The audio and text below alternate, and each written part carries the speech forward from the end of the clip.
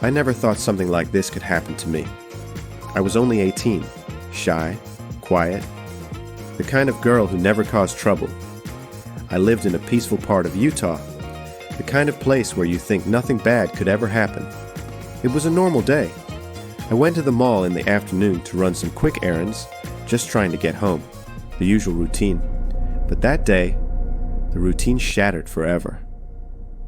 As I left the mall, a well-dressed man approached me. He wore a formal jacket and spoke with a calm voice. He said he was a police officer and showed me a badge. He seemed confident, composed, professional. He told me someone had tried to steal my car and that I needed to go with him to file a report. Of course, I hesitated. I felt a strange twinge in my gut. A quiet alarm I couldn't quite explain, but he spoke so calmly, with that air of authority that made it hard to say no. I just wanted to be helpful. I didn't want any trouble. So I walked with him to his car. I remember it was an old Volkswagen Beetle, beat up and worn. The moment I got inside, something felt wrong. The car smelled like alcohol. His voice, once calm, began to slur slightly. But I was already seated, already caught off guard. My mind went blank. I didn't know how to ask to get out. He started the car, and we drove down streets I didn't recognize. We weren't headed to any police station. My heart started pounding so hard it hurt. I asked where we were going, and he gave me vague answers, smiling strangely, trying to distract me with meaningless talk. But my instincts were screaming. Something was very, very wrong. That's when I realized I was trapped.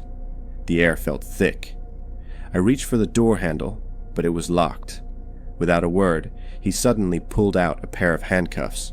He grabbed my wrist with terrifying strength and managed to clamp one cuff around it. The cold metal seared into my skin. Panic exploded inside me. I started begging, pleading with him to let me go. I screamed and fought back as hard as I could. That's when he grabbed my neck with one hand and squeezed, so hard I couldn't breathe. He cursed at me, ordered me to be quiet. His voice changed. It wasn't even human anymore. It was a growl. Then he pulled out a weapon and pointed it at me. Through clenched teeth, he told me he would blow my head off. My mind went completely dark. I thought, this is it.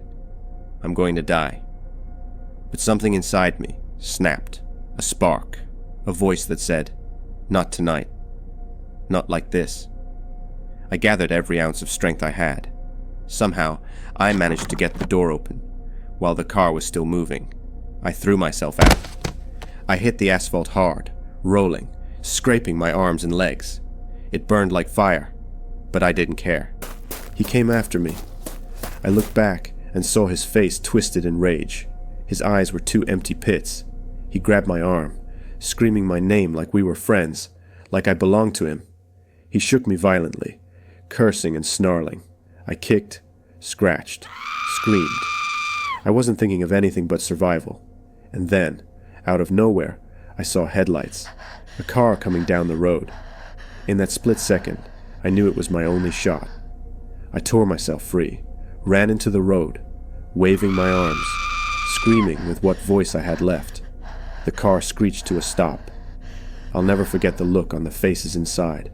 Pure horror. Without thinking, I jumped in.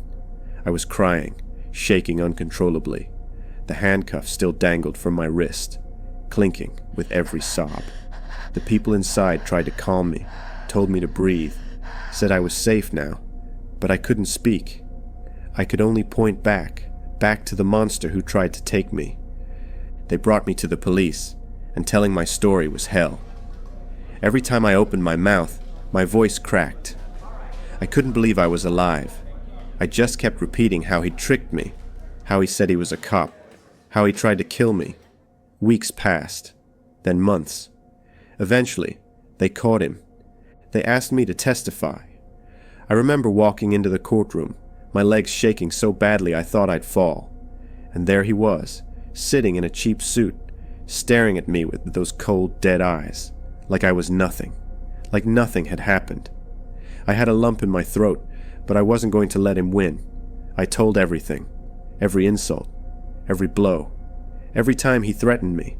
how he cuffed me, how he pointed a weapon at me, and how I decided I wasn't going to die that night. He was convicted of kidnapping, but that was just the beginning. That's when the real horror came out. Missing women, buried bodies, a nightmare so unimaginable that even horror films don't dare to show it all. And that's when I heard his name. My blood froze. Ted Bundy, the monster, the serial killer, the man who wanted to kill me, like he had killed so many others. I was the one who got away, not because I was stronger, not because I was smarter. I survived because something inside me refused to give up. Because I fought. Because I ran. Because I did whatever I had to do. Today, when I think about his face, his voice, his dead eyes, I still get chills. I know I was lucky. I know other families never got their daughters back. Not everyone had the chance to run. Bundy was eventually executed in 1989 after confessing to the murders of 30 women in at least 7 states. But experts believe the real number was far higher. 50, 75, maybe over 100. Some victims were never found. Others were never identified. Most were young, between the ages of 12 and 23. College girls, teenagers, girls like me.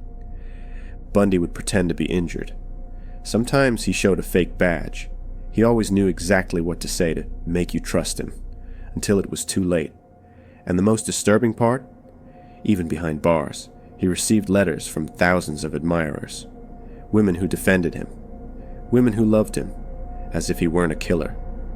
That was the scariest part of all, his power to manipulate, even from prison. I was just in the wrong place at the wrong time, like so many others. But I was the one who escaped, the one who lived to tell the story, because real horror doesn't have horns or claws. It wears a friendly smile, and knows exactly what you want to hear. And that's why I survived to tell.